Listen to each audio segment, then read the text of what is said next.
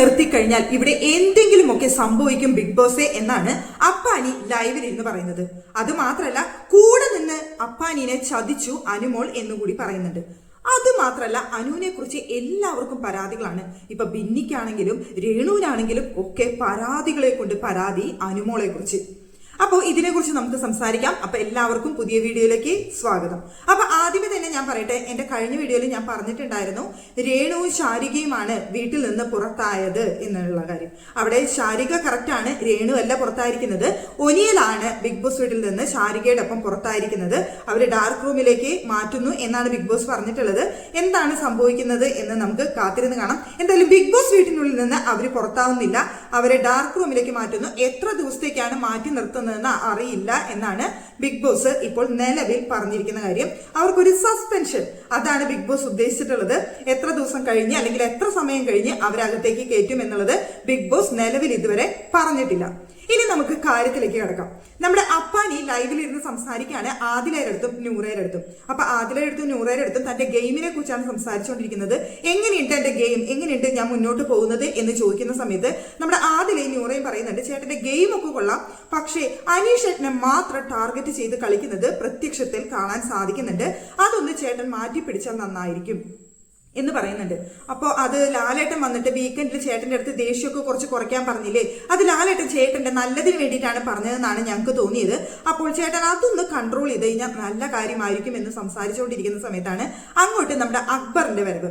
അപ്പോഴാണ് അക്ബർ ഒരു കാര്യം പറയുന്നത്, ഇതെങ്ങനെയാണ് പുറത്തേക്ക് പോകുന്നത് എന്ന് നമുക്കറിയില്ല. എന്തായാലും ഇവിടെ ഒരു ഹീറോയും ഉണ്ടായിരിക്കും, ഒരു വില്ലനും ഉണ്ടായിരിക്കും. ഇവിടെ അനീഷാണ് ഹീറോ എങ്കിൽ നിങ്ങളായിരിക്കും വില്ലൻ, അഥവാ നിങ്ങളാണ് ഇവിടുത്തെ ഹീറോ എങ്കിൽ നിങ്ങൾക്കെതിരെയുള്ള വില്ലൻ എന്ന് പറയുന്നത് അനീഷ് ആയിരിക്കും.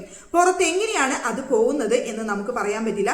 ആ ഒരു ഇമേജിലായിരിക്കും പോവുക. എന്തായാലും ഈ വീട്ടിലെ ഹീറോയും വില്ലനും നിങ്ങൾ രണ്ടുപേരാണ്. അതിൽ ആരാണ് ഹീറോ ആരാണ് വില്ലൻ എന്ന് മാത്രമാണ് നമുക്ക് അറിയാൻ സാധിക്കാത്തത്. എനിക്കെന്തായാലും സെക്കൻഡ് ഹീറോ ആയാൽ മതി എന്നാണ് അവിടെ ഇരുന്ന് അക്ബർ പറയുന്നത്.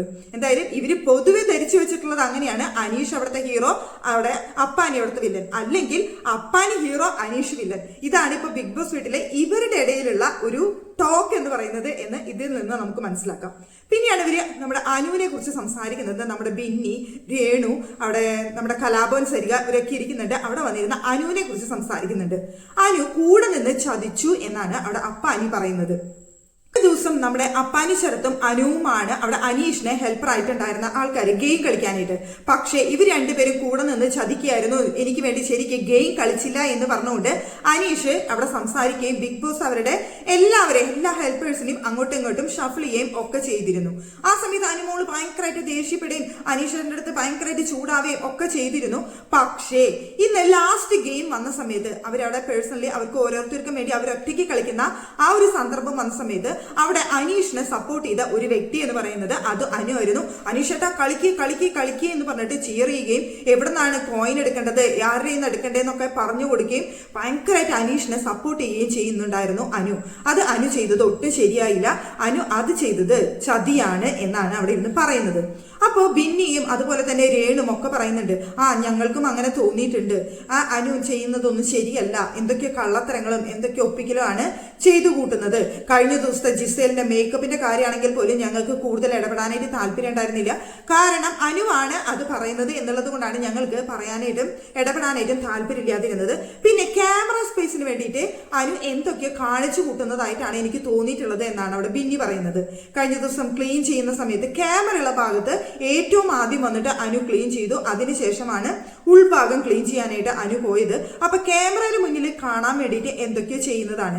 അനീഷിനെ പുറത്ത് സപ്പോർട്ട് ഉണ്ടെന്ന് തോന്നിയിട്ടായിരിക്കണം അനീഷിനെ സപ്പോർട്ട് ചെയ്യുന്നത്.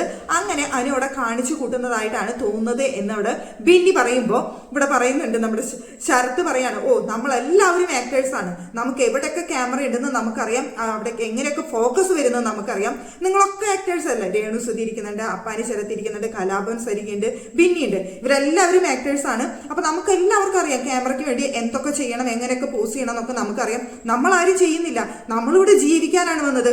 പക്ഷേ അനുമോൾ ഇവിടെ അഭിനയിക്കാനാണ് വന്നതെന്ന് അപ്പാനി ശരത്ത് പറയുമ്പോൾ അവിടെ നമ്മുടെ ബിന്നി പറയുന്നുണ്ട്, അവൾ അങ്ങനെ പറഞ്ഞിരുന്നു എൻ്റെ അടുത്ത്, ഇന്നലെ അങ്ങനെ പറയുകയും ചെയ്തു, നമ്മളിവിടെ അഭിനയിക്കാനല്ലേ വന്നത് എന്നാണ് അനുമോള് കഴിഞ്ഞ ദിവസം ബിന്നിയുടെ അടുത്ത് സംസാരിച്ചത് എന്നാണ് പറയുന്നത്.